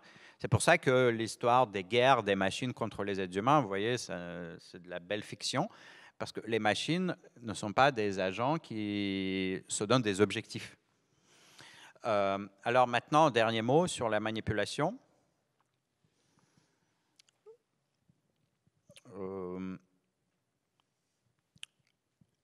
Si vous voulez, la question de la responsabilité, elle est très très difficile là, parce que quand quelqu'un dit bon, j'ai été manipulé, je ne voulais absolument pas faire ça, je ne suis pas responsable, mais qui est responsable? Et est-ce qu'on peut dire que c'est le fabricant du modèle? Est-ce que c'est vous-même quand même parce que vous avez discuté avec ce chatbot et vous n'étiez pas conscient, d'accord? Mais le fabricant non plus, il ne voulait pas, il n'avait jamais eu l'intention de vous manipuler. Et la question n'est pas claire. Et elle est d'autant peu claire qu'il y a de la bonne manipulation, qu'on appelle le nudge parmi les ingénieurs. Donc, si vous voulez utiliser l'IA générative pour que les personnes mangent 5 fruits et légumes par jour et fument moins, eh ben, aucun problème. Vous mettez un chatbot, vous lui dites ton objectif, c'est de faire en sorte que ton interlocuteur fume moins, eh ben, il va trouver des stratégies pour y parvenir. Et là, on dit, oh là là, ce n'est pas de la manipulation, c'est du nudging, c'est de l'incitation à faire des bonnes choses. Mais techniquement, c'est absolument pareil. Techniquement, il n'y a pas du tout de différence. Donc, vous voyez, le jugement, il est vraiment chez nous, dans la société humaine. Et donc, ce qu'on fait aujourd'hui, pour ne pas avoir ce genre de problème, c'est qu'on fait tout simplement des filtres qui vont éliminer ce type de comportement. Donc, les filtres que vous avez aujourd'hui avec ChatGPT, avec Gemini, avec les grands modèles, pas les modèles en libre accès, pas les modèles open access qu'utilisent les scientifiques, mais les modèles en libre accès pour tout un chacun sur Internet. Il y a des filtres anti-manipulation, c'est-à-dire si vous essayez de faire en sorte que le modèle manipule, etc., très souvent, il va juste refuser de vous parler. Donc, les fabricants essayent de ne pas du tout aller dans cette direction-là, pour ne pas devoir trancher entre ce qui est bien et ce qui n'est pas bien. Ouais, ils veulent juste rien du tout. Ça, c'est juste pour les interfaces chat comme ChatGPT. Après, il n'y a aucun problème. Vous téléchargez un modèle de Mistral ou de Llama de Facebook et vous fabriquez ce que vous voulez avec tout cela. Vous n'êtes pas du tout contraint. Donc, je pense que le problème, j'ai un nouveau projet qui commence dans 2 semaines. Vous savez que le 10 et 11 février, il y aura un sommet de l'IA à l'Élysée, un sommet international porté par la France. Et les mêmes jours, 10 et 11 février, je démarre un nouveau projet de recherche sur l'éthique de l'IA et son impact sur le comportement et la cognition humaine. Et bien sûr, la question de la manipulation va être au centre, parce qu'aujourd'hui, personne ne sait dire comment définir les critères de la manipulation permise et de la manipulation interdite par les systèmes d'IA.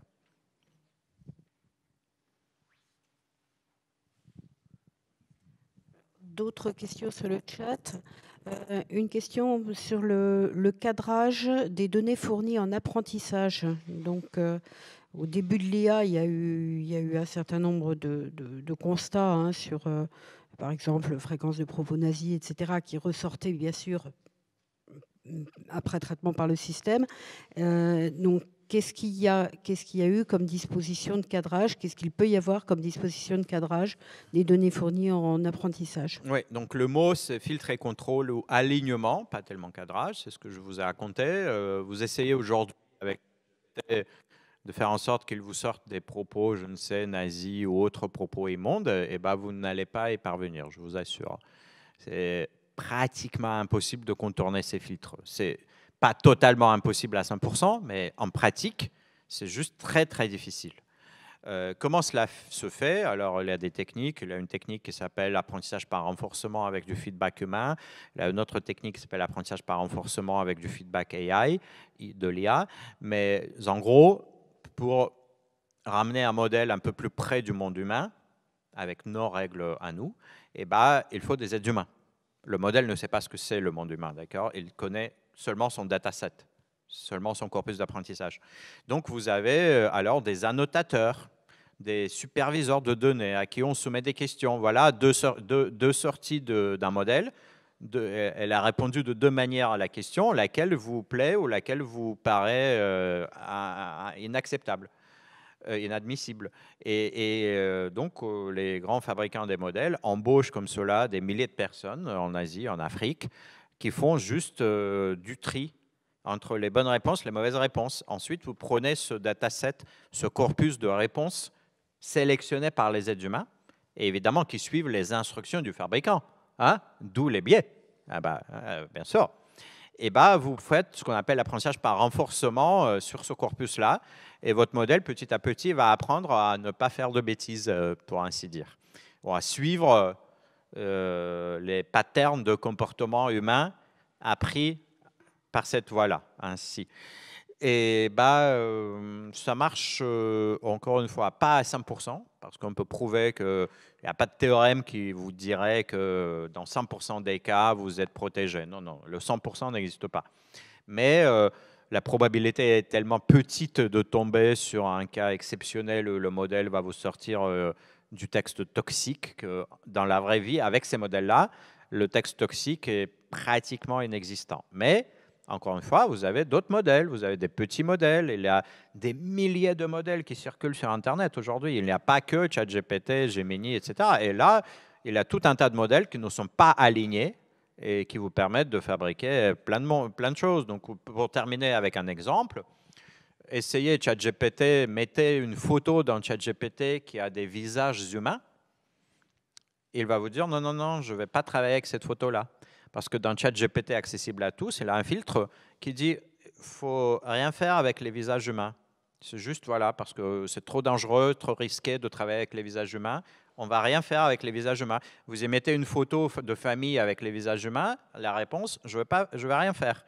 Vous prenez Midjourney, un autre modèle génératif qui permet de travailler avec les images, et aucun problème, vous faites ce que vous voulez. Donc, vous voyez, l'alignement n'est pas fait de la même manière. Et donc la question suivante sur le chat, que doit et peut faire l'Europe sur ce sujet? Là, j'ai raconté l'histoire de la loi. Hein. Je peux vous en raconter pendant une heure encore les détails de cette loi, mais ce que fait l'Europe est assez unique et nous ne sommes pas du tout sûrs que ce soit la bonne voie de créer une loi, parce que vous savez, ça ajoute beaucoup de bureaucratie, ça donne beaucoup de pouvoir à la Cour de justice de l'Union européenne, hein. Parce que c'est la Cour de Luxembourg, hein, c'est la Cour de justice de l'Union européenne qui tranche en dernière instance parce qu'il a une loi. Et après, une loi, ça dure des décennies. Hein. Une loi, ça ne disparaît pas demain.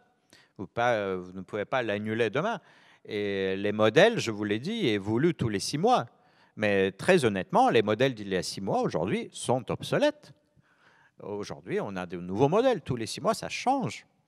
Et comment on va faire une loi, comme on dit en anglais, future-proof, vous voyez, qui va faire ses preuves pendant des années et des années et résister à cette vitesse incroyable, à cette accélération incroyable. Pas du tout évident. Donc, l'Europe fait beaucoup de choses. L'Europe a créé ce cadre de gestion de risque lié au modèle. Il y a beaucoup de gens qui disent « Oh là là, ça freine l'innovation, les startups vont aller en Angleterre ou en Suisse. » On va voir, ça n'est pas du tout exclu, on verra bien. De toute manière, il est clair qu'aujourd'hui, si vous entraînez des modèles, vous devez embaucher un petit département de juristes qui vous explique le sens de cette loi qui fait 150 pages. Vous ne pouvez pas vous en passer. Donc, il faut un budget spécial pour les juristes déjà. Et puis en Angleterre, ce n'est pas comme ça, il n'y a pas de loi. En Suisse, il n'y a pas de loi non plus.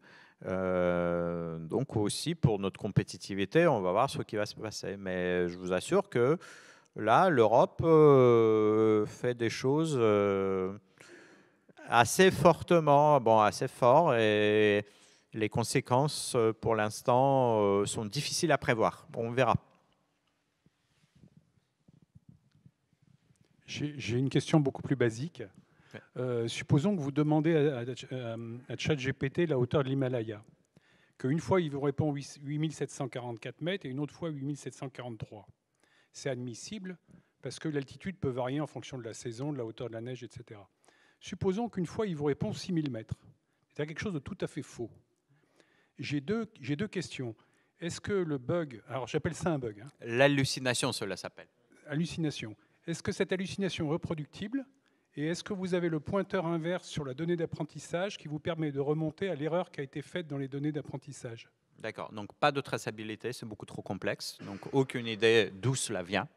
Mais avec j'ai quand même une bonne nouvelle pour vous, c'est qu'avec les modèles de 2021-2022, vous étiez à 25% d'hallucination. Donc si vous avez fait les premiers tests en 2022 ou 2023, obtenir une hallucination de ce type, bah, c'était quotidien au quotidien. Enfin, tout le temps, elle vous disait mais n'importe quoi. Aujourd'hui, essayez, vous n'allez pas y parvenir. Surtout pas avec les modèles payants, avec les modèles vraiment de dernière génération. Pourquoi ? Je ne vous ai pas raconté ce détail, mais juste un mot. En fait, à partir de l'automne dernier, on a commencé une transition vers une nouvelle famille de modèles qui ne vous donne pas le premier résultat venu.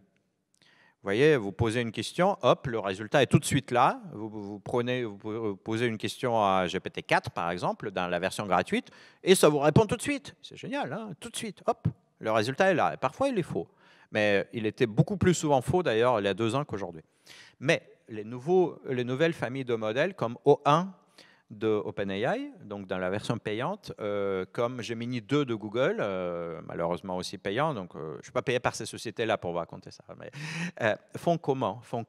Ne vous donnent pas le premier résultat. En fait, derrière, dans le background, dans le fond, ce modèle, tout seul, sans vous le dire, hein, va fabriquer plusieurs réponses, ensuite va évaluer ces réponses, va choisir les meilleures peut-être, et donc c'est ce qu'on appelle, un terme un peu compliqué, le pipeline d'inférence. Pipeline, donc un tuyau d'inférence. Et le modèle, avant de vous livrer une quelconque réponse, va essayer d'évaluer les différentes réponses, de choisir la meilleure, etc. Et donc aujourd'hui, ce type de technique avec O1 ou O3 qui va arriver, bah, résout presque à 100% les problèmes d'hallucination. Mais jamais il vous racontera que la hauteur de l'Himalaya est de 6000 mètres. Presque jamais. Hein, mais c'est-à-dire, je travaille dans l'industrie du logiciel, et quand on vendait un programme, on avait l'obligation, sur un rapport d'incident, de traiter le rapport d'incident et de le corriger. Donc, ce que vous me dites, c'est que si ça arrive dans un logiciel d'IA, d'avoir une grosse bêtise... Non, un modèle d'IA générative. Ouais. D'IA générative, vous ne savez pas reproduire le problème ni vraiment le corriger. Vous me Ouais. dites ça ne peut pas arriver ou ça n'arrivera pas souvent. Non, la traçabilité n'existe pas dans un modèle, sauf si vous pouvez, et ça c'est ce qu'on fait concrètement, donc le modèle est beaucoup trop complexe, ouais, c'est presque de la complexité naturelle, ouais, à quelque chose qui est tombé. Pourquoi est-ce que c'est tombé? Bonne question. Mais la complexité est telle que vous ne pouvez pas savoir fidèlement d'où cela vient. Mais vous avez quand même prompté, vous avez posé une question, vous avez prompté le modèle. Et très souvent, vous allez vous dire, oh là là, mais peut-être que je n'ai pas bien prompté, ou peut-être que mon prompt a influencé le modèle, et donc vous allez prompter un peu différemment et voir quel sera le résultat. Et donc vous allez chercher de la traçabilité, non pas à l'intérieur du transformer, parce que vous ne pouvez pas l'ouvrir et regarder ce qui se passe à l'intérieur, ça ne marche pas, mais entre vos prompts et le résultat. Et ça va marcher, ça.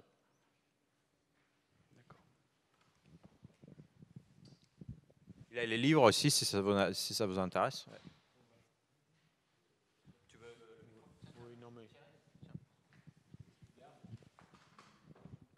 On ne va pas tarder, hein, parce qu'on est déjà à 8h30. Il n'y a plus d'autres questions.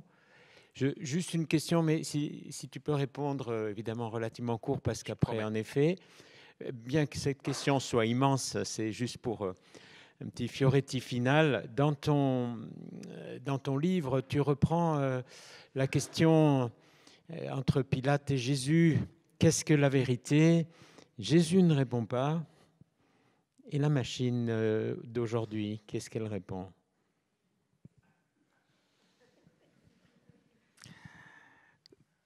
Cela dépend des modèles. Je vous l'ai dit.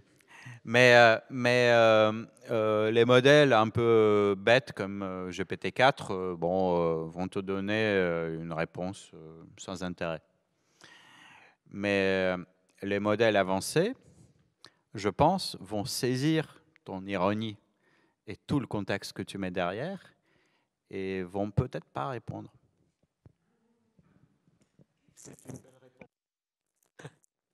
Merci beaucoup. Tu veux conclure?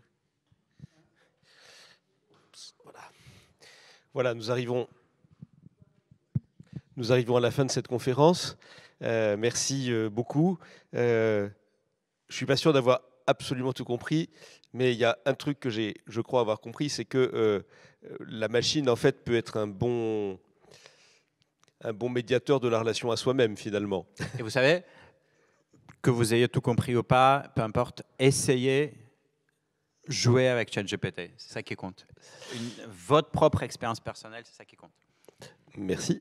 Alors, voilà, les meilleures choses ont une fin. Donc, nous vous affichons, comme d'habitude, nos 2 QR codes. Le premier, pour recevoir notre newsletter, qui vous permettra d'être au courant de tous nos événements. Pour ceux qui sont dans la salle, on a aussi un petit prospectus avec les prochaines dates et puis un QR code, le même QR code. Et puis un deuxième QR code, au risque d'être un peu lourd, on se répète, nous avons besoin d'argent. Donc n'hésitez pas à faire un don qui est défiscalisé via la Fondation de Moncheuil. Voilà. Au revoir à tous ceux qui sont de l'autre côté de l'écran.